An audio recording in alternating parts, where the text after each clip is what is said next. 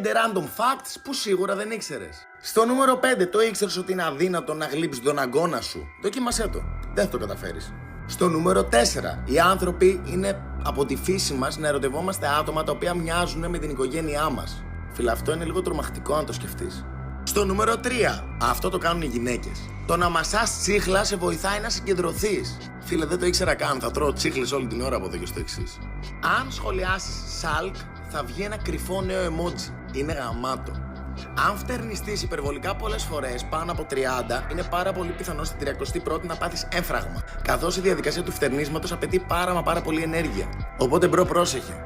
Θυμάμαι μαλάκα στο σχολείο που μια φορά φτερνίστηκα 13 φορές σε και όλοι μου λέγανε σταμάτα, μην το κάνεις. Παιδιά, δεν το έκανα επίτηδες, απλά μου βγήκε. Στο νούμερο 2 θα σας πω για τον κανόνα των 3 ημερών. Θέλει 3 μέρες να συνηθίσεις κάποιον και 3 μέρες να το ξεσυνηθίσεις. Οπότε μην κλαίτε για κάποιον, σε 3 μέρες θα στο καίει.